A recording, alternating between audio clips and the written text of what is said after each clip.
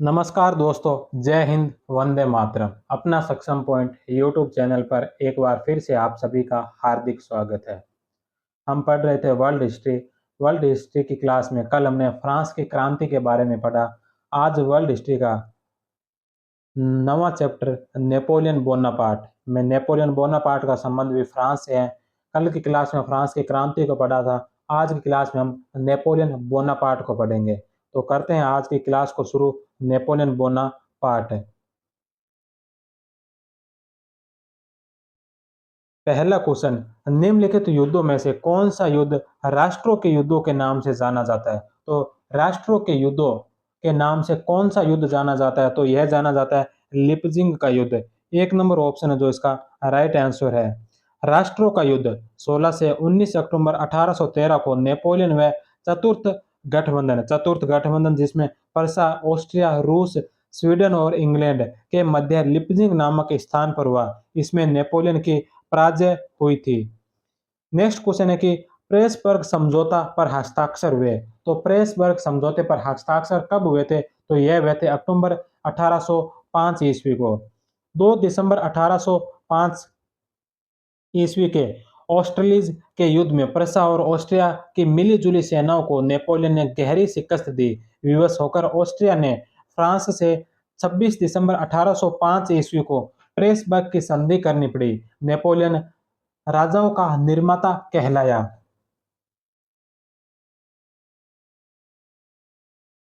Next question है कि किस वर्ष नेपोलियन फ्रांस का वंशानुगत शासक बना? तो यह बना था 1804 में। 3 नंबर ऑप्शन है जो इसका राइट आंसर है। 1802 में सीनेट ने उसे जीवन पर्यंत कौंसल बनाया। 1804 में सीनेट ने उसे आनुवंशिक सम्राट घोषित कर दिया। नेक्स्ट क्वेश्चन है कि नेपोलियन की महाद्वीपीय प्रणाली का मुख्य उद्देश्य क्या था? तो इसका मुख्य उद्देश्य था ब्रिटेन के वाणिज्य और व्यापार का विनाश करना। तो चौथे क्वेश्चन में एक नंबर ऑप्शन जो राइट होगा। नेपोलियन ने इंग्लैंड की आर्थिक व्यवस्था को ठप करने के उद्देश्य से जिस योजना का अवलंबन किया उसे महाद्वीपीय प्रणाली कहते हैं। इसे व्यापार बहिष्कार की नीति भी कहा जाता है। नेक्स्ट क्वेश्चन है कि नेपोलियन की कानून संहिता के बारे में निम्नलिखित में से कौन सा कथन सही नहीं है? तो नेपोलियन की जो कानून संहिता थी उसके बारे में यहाँ पर कुछ कथन दे रखे हैं। तो इनमें से बताना है कि कौन सा सही नहीं है। जो गलत कथन है वो बताना है। पहला, प्रत्येक पुत्र को संपत्ति में समान अधिकार। तो ये तो सत्य है। दूसरा, ब्याज की दर निश्चित की गई। ये भी सत्य है। तीसरा नंबर है कि ट्रेड यूनियनों पर प्रतिबंध लगाए गए। यह भी सत्य है। चौथा, विवाह को एक समझौता माना। तो विवाह को समझौता नहीं माना था। यह बात है जो गलत है। विवाह को एक पवित्र व स्थायी बंधन माना गया था। तो 4 नंबर है जो गलत है। तो 4 नंबर इसका राइट आंसर होगा। नेपोलियन का सबसे स्थायी कार्य नागरिक कानूनों का संकलन था। इसके प्रमुख प्रावधान निम्नलिखित है। बड़े पुत्र को संपत्ति का उत्तराधिकारी मानने का कानून समाप्त कर सभी पुत्रों को बराबरी का अधिकार दिया गया। परिवार में पिता को सर्वोपरि स्थान दिया गया। विवाह को एक पवित्र व स्थायी बंधन माना गया। सिविल मैरिज तथा तलाक को स्वीकार किया गया। व्यक्तिगत संपत्ति के सिद्धांत को मान्यता दी गई। नेक्स्ट क्वेश्चन है कि टिलसिट की संधि किन दो राष्ट्रों के मध्य हुई थी? तो टिलसिट की जो संधि हुई थी यह हुई थी फ्रांस और रूस के मध्य। 14 जून 1807 ईस्वी को फ्रीडलैंड के युद्ध में रूस नेपोलियन से पराजित हुआ और टिलसिट की संधि पर हस्ताक्षर किए गए। नेक्स्ट क्वेश्चन है कि स्पेन के अल्सर नासुर ने मुझे बर्बाद कर दिया। यह कथन किसका है? तो यह कथन है नेपोलियन का। नेपोलियन ने कहा था कि स्पेन का नासुर मेरे विनाश का कारण बना है। स्पेन के आक्रमण में 3 लाख फ्रांसीसी सैनिक मारे गए थे। नेक्स्ट क्वेश्चन है कि कोर्सिका द्वीप यूरोप को प्रभावित करेगा। यह बात किसने कही थी? तो यह कही थी रूसों ने। कोर्सिका द्वीप में भूमध्य सागर 15 अगस्त 1769 को अजासियो गांव में नेपोलियन का जन्म हुआ था। नेक्स्ट क्वेश्चन है कि मेरा जन्म ऐसे समय हुआ है जब मेरा देश मृत्यु की ओर अग्रसर हो रहा है। किसने कहा था? तो यह कहा था नेपोलियन ने। नेपोलियन रूसों से प्रभावित था। नेपोलियन को छोटा रोबोस्पेयर भी कहा जाता है। क्योंकि वह जैकोबिन दल से प्रभावित था। नेपोलियन का सेनापति के रूप में पहला अभियान कब था? तो यह पहला अभियान 1793 ईस्वी में था। नेपोलियन का सेनापति के रूप में प्रथम अभियान 1793 ईस्वी में टूलो का अभियान था। फ्रांस के दक्षिण के भूमध्य सागर में अवस्थित टूलो का एक बंदरगाह था। इसमें सफल होने पर नेपोलियन को जनरल ब्रिगेडियर का पद मिला था। नेक्स्ट क्वेश्चन है कि कॉम्पो फॉर्मिया की संधि कब हुई थी? तो कॉम्पो फॉर्मिया की जो संधि है ये हुई थी 17 अक्टूबर 1797 को। ऑस्ट्रिया ने पराजित होने के बाद 17 अक्टूबर 1797 को नेपोलियन फ्रांस के साथ यह संधि की थी। नेक्स्ट क्वेश्चन है कि वह आया, उसने देखा, उसने जीत लिया। नेपोलियन के किस अभियान के लिए ऐसा कहा जाता है? तो नेपोलियन का जो अभियान, इटली का जो अभियान था, तो इटली के अभियान के बारे में कहा जाता है, नेपोलियन के जो इटली के अभियान के बारे में कहा जाता है कि वह आया, उसने देखा और उसने जीत लिया। वह आया, उसने देखा और उसने जीत लिया नेपोलियन के इटली अभियान के लिए कहा गया। इटली के एकीकरण का पिता नेपोलियन को ही कहा जाता है। नेक्स्ट क्वेश्चन है, मैं सही समय पर आया हूं जब नाशपाती पक चुकी थी। तो यह किसने कहा था? तो यह कहा था नेपोलियन ने। नेपोलियन ने मिस्र को युद्ध में परास्त किया। नेपोलियन की विजय डायरेक्टर की अयोग्यता के कारण पुण्य हार में बदल गई थी। फलतः नेपोलियन ने फ्रांस पहुंचने का निर्णय लिया और फ्रांस पहुंचकर अनुभव किया कि वह सही समय पर आया है। नेक्स्ट क्वेश्चन है कि डायरेक्टरी का शासन कब समाप्त हुआ था? तो डायरेक्टरी का शासन है जो 10 नवंबर 1799 को समाप्त हुआ था। डायरेक्टरी का शासन समाप्त करने के बाद अब शासन शक्ति 3 कौंसलों को सौंप दी गई। इन कौंसलों को निम्नलिखित कार्य करने थे। पहला, फ्रांस में शांति व्यवस्था की स्थापना करना, नई विधि विधि संहिता युक्त संविधान का निर्माण करना, यूरोपीय देशों के साथ शांति संधि करना। नेक्स्ट 15 नंबर का क्वेश्चन है कि डायरेक्टरी शासन को समाप्त करने के बाद बने 3 काउंसिलों में निम्नलिखित में से कौन नहीं बना? तो कौन नहीं था?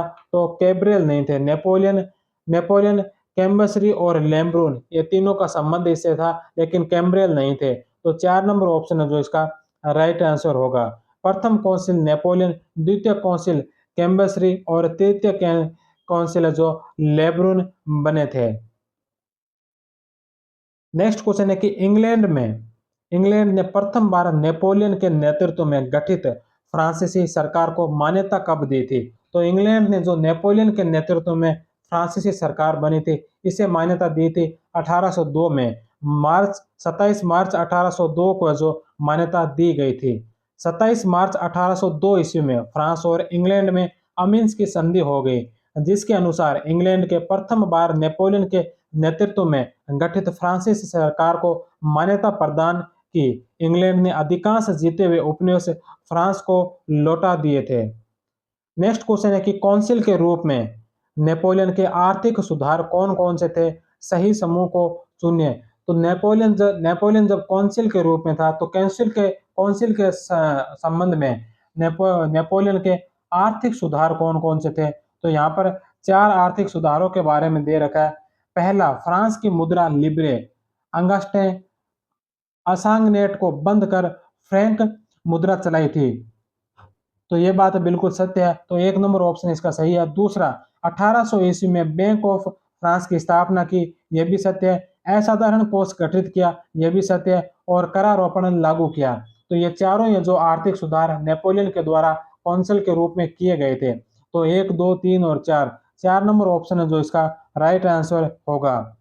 कर वसूल करने का कार्य केंद्रीय सरकार के पास रहा। बैंक द्वारा फ्रांस में मुद्रा निर्गमन की प्रणाली का सर्वप्रथम विकास हुआ था। बैंकों से ऋण प्राप्त करने की व्यवस्था की गई। नेक्स्ट क्वेश्चन है कि कौंसिल के रूप में नेपोलियन के शैक्षणिक सुधार कौन कौन से थे? तो कौंसिल के रूप में नेपोलियन के शैक्षणिक सुधार कौन कौन से थे? चर्च के प्रभाव से मुक्त किया, राष्ट्रीय शिक्षा का अनुमोदन किया, सैनिक स्कूल खोले और अनुशासन पर अधिक ध्यान दिया।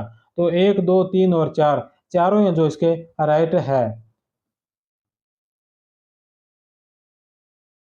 नेक्स्ट क्वेश्चन है कि काउंसिल के रूप में नेपोलियन के सुधार कौन कौन से थे? सही समूह चुनिए। तो कौंसिल के रूप में नेपोलियन के सुधारों के नाम दे रखे हैं। तो इनमें से कौन-कौन से थे? पहला, योग्यता आधारित कुलीनता पर बल दिया गया।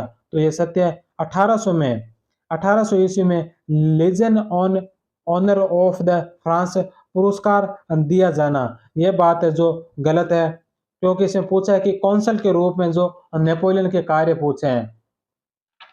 तो दूसरा इसका गलत है। तीसरा, कृषकों को पट्टा दिए जाना, यह सत्य है। और चौथा चौथा है कि मजदूरी की न्यूनतम दरें तय की गई थी। तो मजदूरी की न्यूनतम दरें तय की, यह भी सत्य है। तो 1, 3 और 4 सही है और 2 गलत है। तो इसमें पूछा है सही समूह कौन सा है? तो 1, 3 और 4। 3 नंबर ऑप्शन है जो इसका राइट है। Legion honour of the France पुरस्कार की जो शुरुआत है ये 1800 में नहीं बल्कि 1802 में की गई थी। नेक्स्ट क्वेश्चन है, मैं पोपवादी हूँ, मैं ऐसा कुछ नहीं हूँ, मैं मिस्र में मुसलमान और फ्रांस में कैथोलिक हूँ। यह किसने कहा था? तो यह नेपोलियन के द्वारा ही कहा गया था। तो नेपोलियन, 3 नंबर ऑप्शन इसका राइट होगा। नेक्स्ट क्वेश्चन है कि पेरिस में नेपोलियन व पोप पायस सप्तम के मध्य हुए कॉनकॉर्डेट समझौता की शर्तें क्या थी? तो इस जो पेरिस में नेपोलियन व पोप पायस सप्तम के मध्य जो समझौता हुआ था, इसकी शर्तें कौन-कौन सी थी? तो पहला, कैथोलिक को राष्ट्र धर्म बनाया मगर राज धर्म नहीं, ये सत्य है। दूसरा, चर्च की संपत्ति राष्ट्र की संपत्ति बना दी गई, यह भी सत्य है। तीसरा, पादरी, बिशप आदि की नियुक्ति, वेतनमान आदि सब सरकार तय करेगी, तो यह भी सही है। और चौथा, धार्मिक सहिष्णुता का भी काम किया गया। तो चारों ऑप्शन इसके सही है। तो 4 नंबर ऑप्शन इसका राइट होगा। 15 जुलाई 1801 को पेरिस में नेपोलियन व पोप पायस सप्तम के मध्य कॉनकॉर्डेट समझौता हुआ, जिसमें 8 अप्रैल 1801 ईस्वी को 77 अनुच्छेद कैथोलिकों के लिए, 44 अनुच्छेद प्रोटेस्टेंटों के लिए जोड़े गए। यह समझौता 1905 तक लागू रहा था। नेक्स्ट क्वेश्चन है कि नेपोलियन से पूर्व 385 से ज्यादा कानून थे, इसे उसे संहिताबद्ध करने का काम किसकी अध्यक्षता में गठित समिति को सौंपा गया था?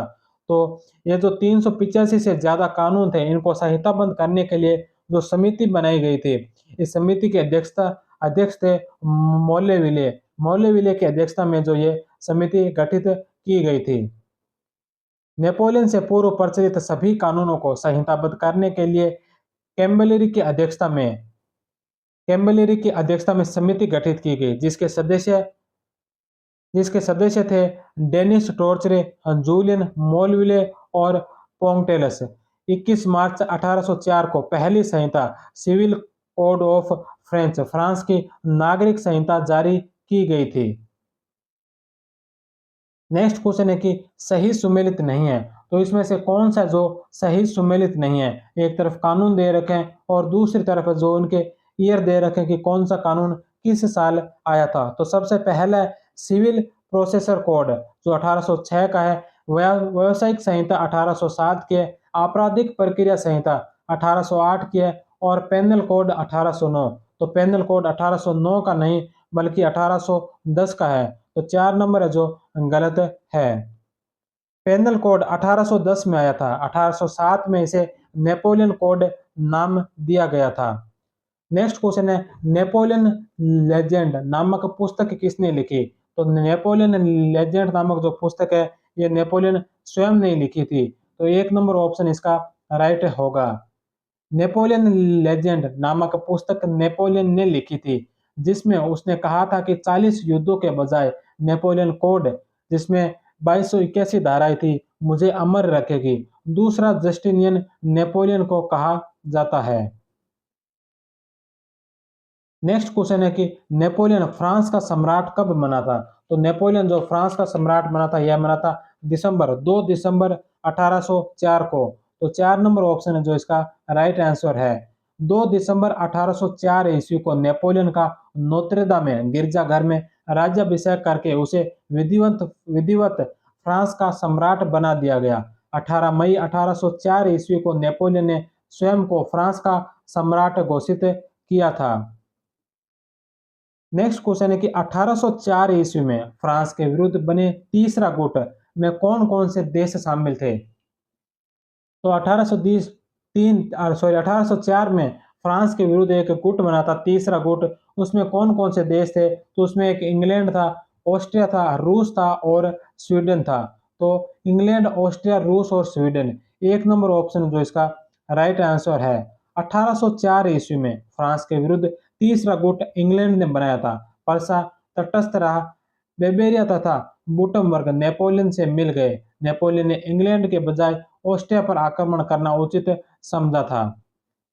नेक्स्ट क्वेश्चन है कि 21 अक्टूबर 1805 ईस्वी को ट्राफलगर का जल युद्ध किस किस के बीच लड़ा गया था? तो ट्राफलगर का जो जल युद्ध हुआ था, यह हुआ था फ्रांस और इंग्लैंड के मध्य। 4 नंबर ऑप्शन जो इसका राइट आंसर है।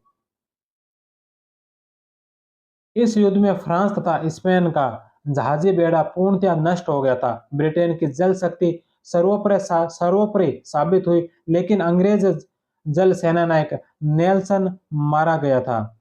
नेक्स्ट क्वेश्चन है कि ऑस्ट्रेलियट्स का युद्ध कब लड़ा गया? तो ऑस्ट्रेलियट्स का जो युद्ध है यह 2 सितंबर 2 दिसंबर 1805 को लड़ा गया था। 2 दिसंबर 1805 ईस्वी के ऑस्ट्रेलियट्स के युद्ध में प्रसा और ऑस्ट्रिया से मिली-जुली सेनाओं को नेपोलियन ने गहरी शिकस्त दी थी।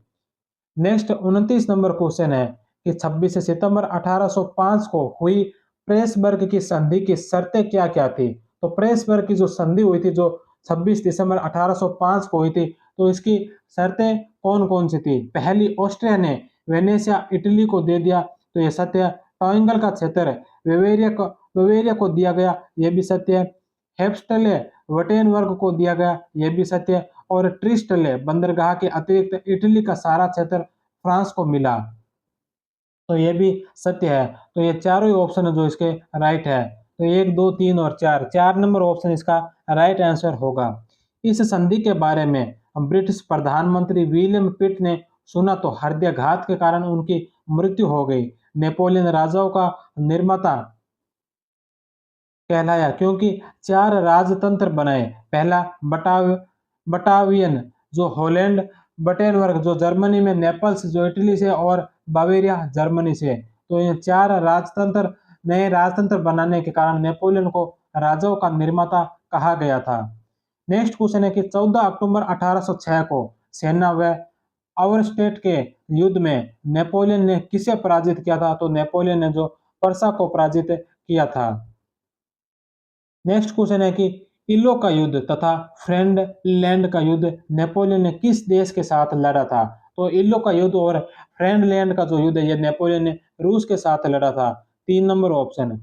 इलो का युद्ध जो 7 से 8 फरवरी 1807 को हुआ था, जो अनिर्णित रहा, तथा फ्रेंडलैंड का युद्ध 14 जून 1807 को हुआ, जिसमें नेपोलियन विजयी रहा। रूस ने नेपोलियन के साथ 7 जुलाई 1807 को टिलसिट की संधि की थी।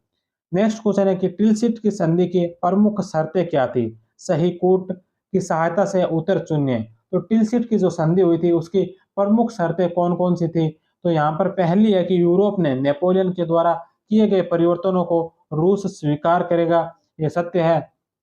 फ्रांस व इंग्लैंड के मध्य शांति व्यवस्था का काम करेगा, यह भी सत्य है। और महाद्वीपीय व्यवस्था का समर्थन करेगा, तो यह भी सत्य है। तो तीनों ही सही है। तो 1, 2 और 3, तीनों ऑप्शन ही सही है। तो 4 नंबर ऑप्शन इसका राइट होगा, 1, 2 और 3।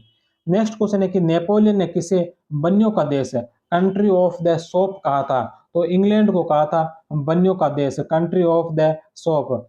नेक्स्ट क्वेश्चन है राइन राज्य संघ का निर्माण किसने किया? तो राइन राज्य संघ का निर्माण है जो नेपोलियन के द्वारा किया गया था। प्रेसबर्ग की संधि 26 दिसंबर 1805 ईस्वी का सबसे महत्वपूर्ण परिणाम जर्मनी का पुनर्निर्माण था। नेपोलियन ने अनेक छोटे-छोटे जर्मन राज्यों को समाप्त किया और राइन राज्य संघ का निर्माण किया था।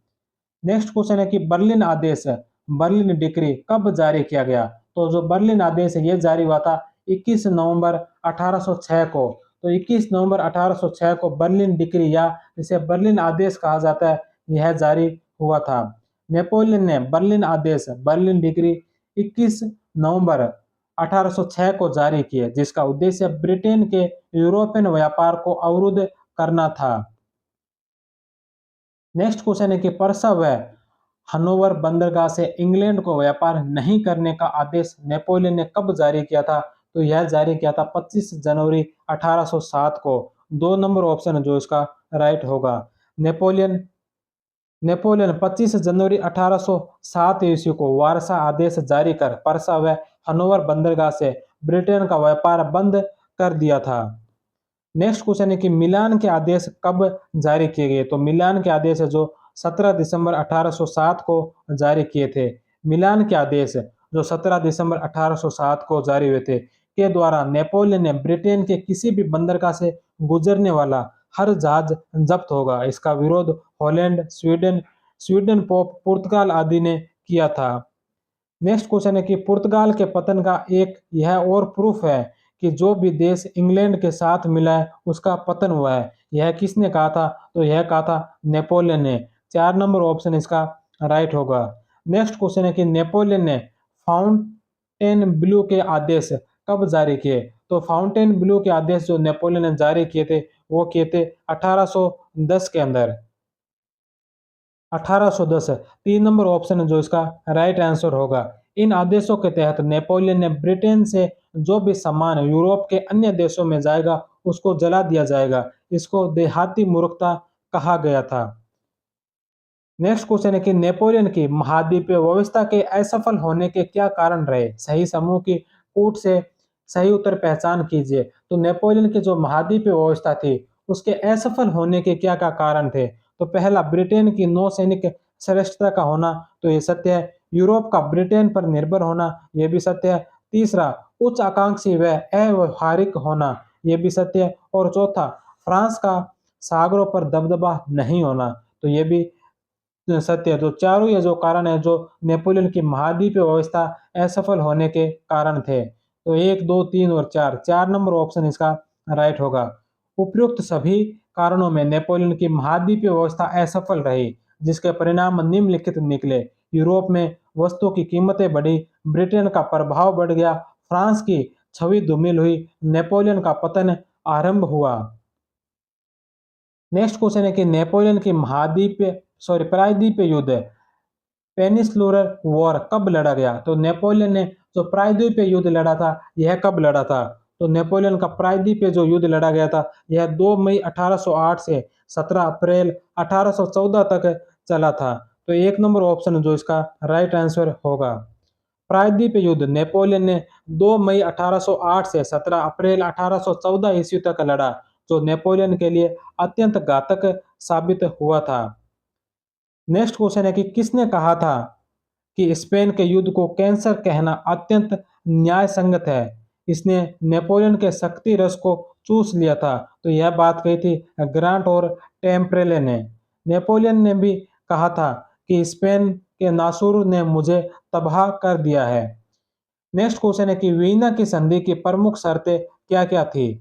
तो वीना की जो संधि हुई थी उस वीना की संधि की प्रमुख शर्तें कौन कौन सी थी? तो इनमें यहाँ पर 4 शर्तों का जिक्र कर रखा है। तो इनमें से कौन कौन सी सही है?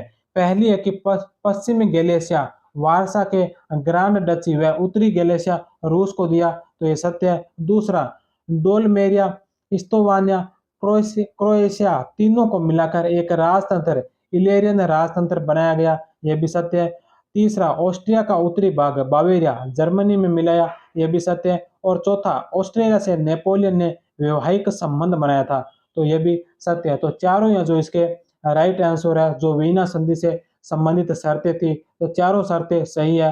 तो 1, 2, 3 और 4, 4 नंबर ऑप्शन इसका राइट होगा। जुलाई 1809 में वेग्रहा का युद्ध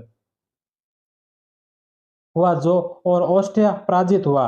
वह वीना की संधि अक्टूबर 1809 में फ्रांस के साथ करनी पड़ी थी। नेक्स्ट क्वेश्चन है कि मेरी अंतोनेट के बाद मेरी लुइस फ्रांस की राजगद्दी पर बैठने वाली दूसरी राजकुमारी थी, यह किसने कहा?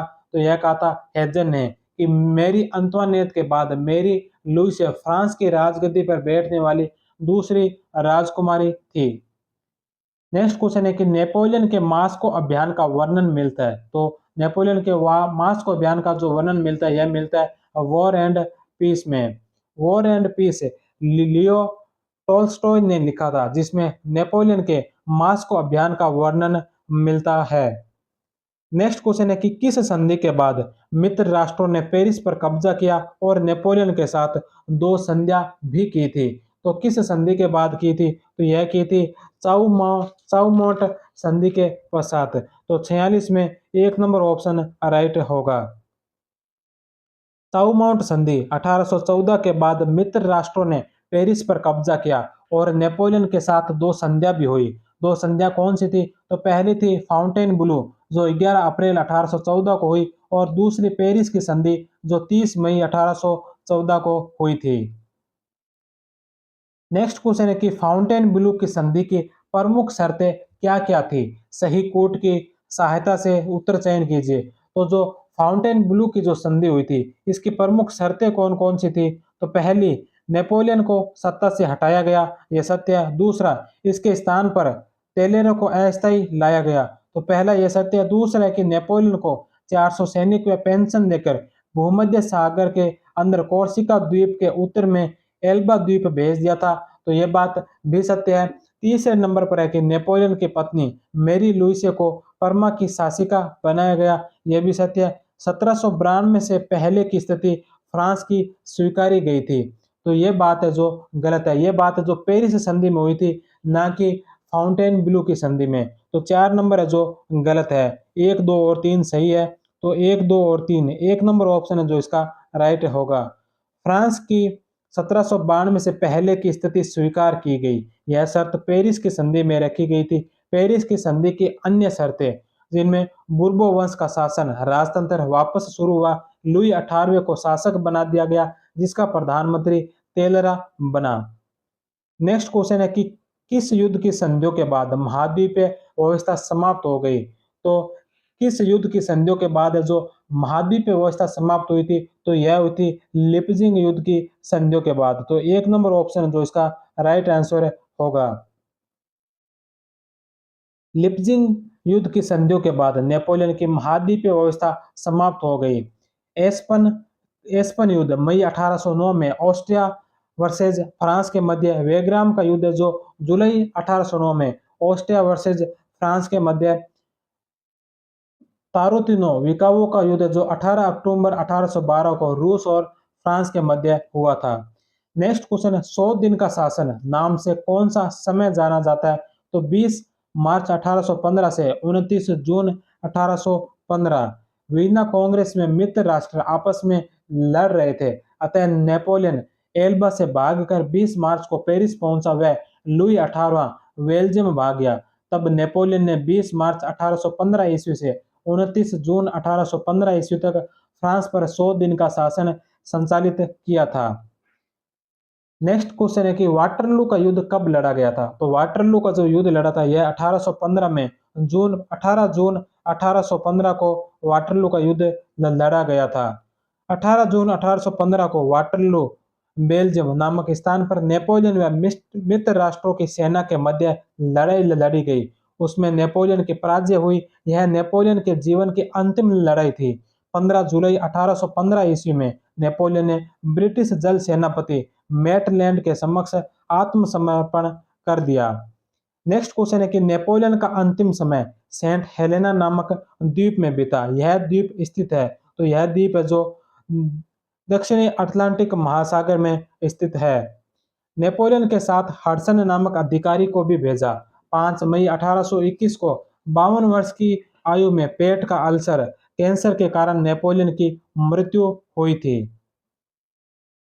नेक्स्ट क्वेश्चन है कि नेपोलियन के पतन की कथा फाउंटेन ब्लू, लिपजिंग व मास्को ने लिखी।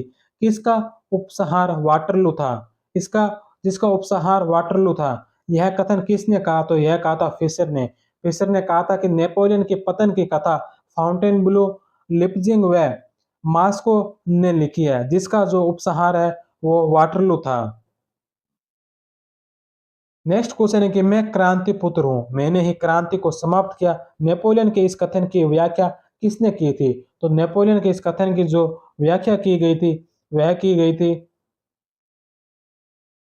ग्रांट एंड टेम्परले के द्वारा। तो 2 नंबर ऑप्शन जो इसका राइट आंसर होगा।